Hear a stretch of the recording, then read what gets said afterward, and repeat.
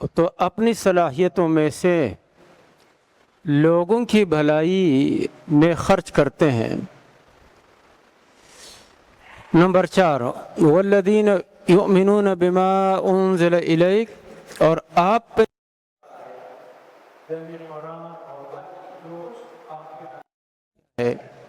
اس پر ایمان رکھتے ہیں۔ وما انزل من قبلک، آپ سے پہلے جو کچھ کتابیں جو کچھ شریعتیں نازل ہوئی ہیں ان پر بھی ایمان رکھتے ہیں، یعنی اجمالی طور پہ کہ وہ ساری شریعتیں اپنے اپنے وقت میں ٹھیک تھی، وہ اللہ کی شریعتیں تھیں۔ اور نمبر 6، وبالآخرۃ ہم یوقنون، آخرت کے گھر اور آخرت کی زندگی پر یقین کرتے ہیں۔ تو اولئک، ایسے لوگ جن میں یہ 6 صفات پائی جاتی ہیں، علی ھدی من ربہم، یہ اپنے رب کی طرف سے کامل ہدایت پر ہے، اپنے پروردگار کی طرف سے کامل ہدایت پر ہے۔ یہ عربی گرامر کے کچھ اصول ہیں جو ہم یہاں پڑھ نہیں سکتے ہیں، لیکن میں اشارتاً بتاتا ہوں۔ یہ اعلیٰ آتا ہے استعلاء کے لیے، ہدایت کے اوپر۔ تو مفسرین لکھتے ہیں یعنی کہ ہدایت پر ان کی گرفت اتنی مضبوط ہے جیسے شہسوار کی گرفت اپنے سواری پر ہوتی ہے۔ سواری پہ شہسوار بیٹا ہے، لگام اس کے ہاتھ میں ہے، تو وہ سواری اس کے کنٹرول میں ہے۔ آج کل گاڑی کی مثال ہے۔ تو علی ھدم، اور ہدن کی جو تنوین ہے تفخیم اور تعظیم کے لیے ہے، ابہام کے لیے ہے، تنکیر جسے کہتے ہیں، یعنی کہ اتنی کامل اور بڑی ہدایت ہے کہ گویا کہ الفاظ اس ہدایت کا احاطہ کرنے سے قاصر ہے، عظیم ہدایت پر ہے۔ کہاں سے؟ من ربہم، اپنے رب کی طرف سے۔ ہدایت کے چار درجے پہلے میں نے بتائے تھے۔ تو جب وہ بڑی ہدایت پر ہے تو اس کا مطلب یہ ہے کہ یہ اونچے درجے پر فائز ہے۔ وَأُولَئِكَ هُمُ الْمُفْلِحُونَ، اور یہی لوگ جو ان 6 صفات سے متصف ہے، یعنی جن کی یہ 6 صفات ہیں، ہم المفلحون، یہی کامیاب ہے۔ یہ لفظ ہم جو ہے یہ اس کو کہتے ہیں ضمیر شان۔ اب ہم گرامر کے تناظر میں بات نہیں کرنا چاہتا ہوں، کیونکہ عربی گرامر بہت وسیع ہے اور اس کے پڑھنے میں کم از کم 5-6 سال لگتے ہیں۔ صحیح معنوں میں پہلے طلباء پڑھتے تھے 15-20 سال لگاتے تھے۔ اب چونکہ کورس مختصر ہو گئے، برقی دور ہے، تو ہر ایک آدمی چاہتا ہے جلدی جلدی فارغ ہو جاؤں، تو اب 8 سال تک اس کو محدود کیا گیا ہے۔ بہت وسیع گرامر ہے۔ آپ لغوی طور پہ، صرفی نحوی طور پہ، علم بلاغت اور علم معانی اور بیان کی روح سے، اور منطق اور فلسفہ کی روح سے، اصول فقہ، اصول حدیث، اصول تفسیر کی روح سے استدلال کیسے کیا جا سکتا ہے، تو اس کے لیے ایک وسیع دائرہ ہے۔ میں صرف سرسری یہ بتاتا ہوں کہ یہ لفظ ہم جو ہے، اس کو جو ہم ضمیر فصل کہتے ہیں، اس کا مطلب یہ ہوتا ہے کہ یہ فرق کرنے کے لیے ہوتی ہے، یعنی کہ ما قبل مبتدا ہے اور ما بعد یہ خبر ہے، یہ موصوف صفت نہیں ہے۔ ایک تو ایک عام فائدہ ہے۔ دوسرا مطلب یہ ہے کہ ہم کا مقصد یہ ہے کہ یہ ما بعد کو، جس کو مسند کہا جاتا ہے، خبر کہا جاتا ہے، اس کو منحصر کر دیتی ہے مسند الیہ میں، یعنی مبتدا میں۔ اب اس کا مطلب یہ ہوا وَأُولَئِكَ، اور یہی لوگ جن کے یہ 6 صفات ہیں، بس یہی کامیاب ہے۔ اس کا مطلب یہ ہے کہ ان کے علاوہ کوئی کامیابی یا قابل ذکر کوئی کامیابی ہے ہی نہیں۔ اب کامیابی سے میں نے ترجمہ کیا فلاح کا، لیکن یہ صحیح ترجمہ نہیں ہے۔ لیکن ہمیں چونکہ اردو گرامر میں اس کا کوئی اور ترجمہ سمجھ آتا نہیں ہے۔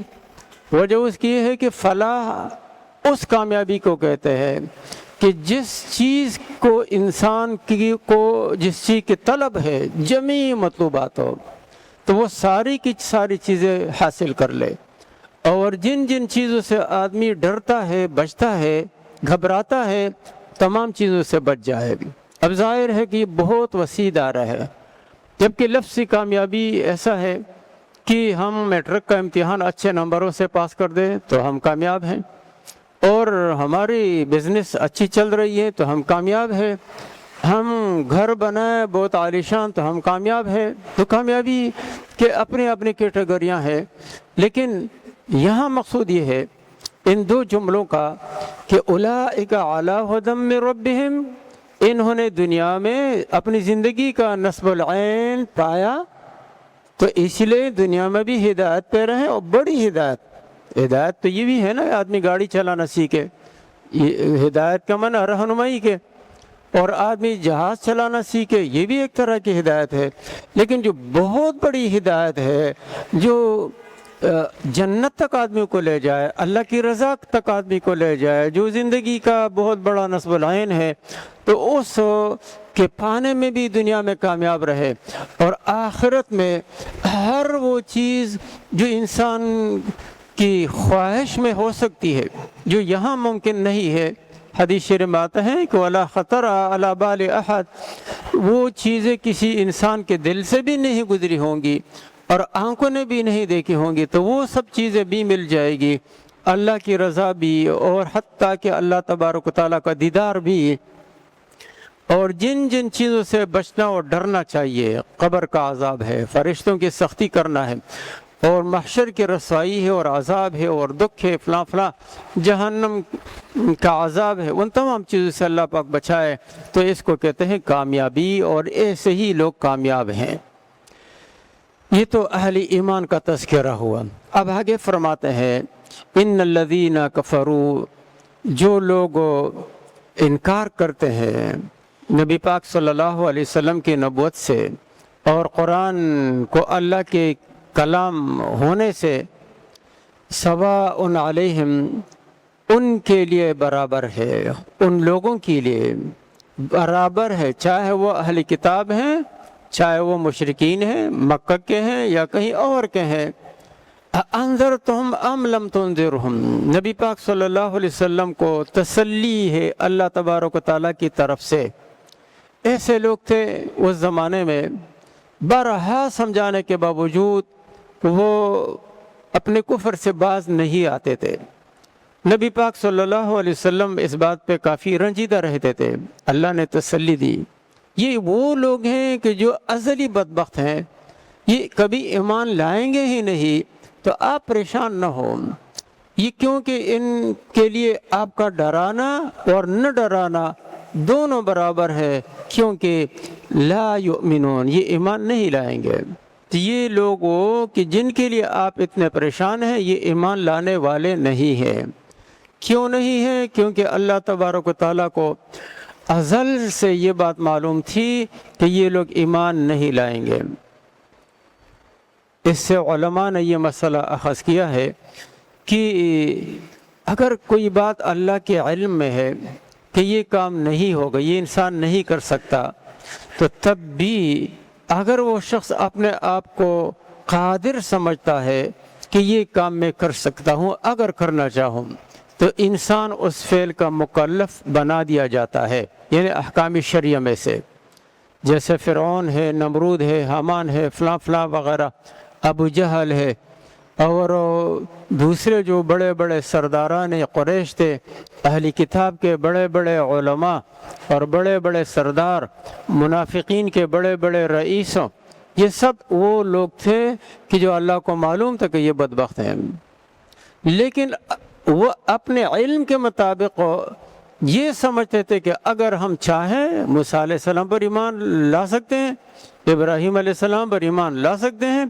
نبی پاک صلی اللہ علیہ وسلم پر ایمان لا سکتے ہیں، تو یہ اختیار کی بنا پر ان کو مکلف بنایا گیا۔ اب دو طرح کے امور ہے اللہ تبارک و تعالیٰ کے، ایک کو امور تکوینی کہتے ہیں، جو کن یعنی عالم امر جسے کہا جاتا ہے، جن کا تعلق عالم امر سے، کن فیکون، اس میں کسی کو ذرہ بھی اختیار اور دخل نہیں ہے۔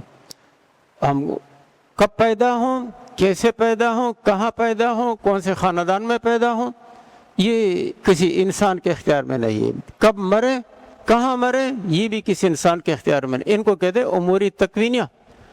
بارش برسانا اور زمین اور آسمانوں کا نظام ہے، سورج کو نکالنا اور سورج کے غروب کرنا وغیرہ، یہ چیزیں ہیں، یہ کلمہ کن سے ان کا تعلق ہے۔ ان کو امور تکوینیہ کہتے ہیں۔ امور تکوینیہ میں انسان کو نہ گناہ ملتا ہے اور نہ ثواب ملتا ہے۔ کوئی انسان حبشی ہے یا کوئی انسان کالا ہے تو اس میں کوئی گناہ کی بات یا کوئی اجر کی بات نہیں ہے، یہ غیر اختیاری چیزیں ہیں۔ دوسرے وہ امور ہیں کہ جن امور کو انسان اپنے اختیار میں سمجھتا ہے، جیسے نماز ہے، روزہ ہے، حج ہے، زکوٰۃ ہے، چلنا پھرنا ہے، لوگوں کے ساتھ سلوک وغیرہ برتاؤ ہے، یہ امور اختیارہ ہے۔ ہمیں جو حکم ہے وہ انہی امور اختیاریہ کا ہے۔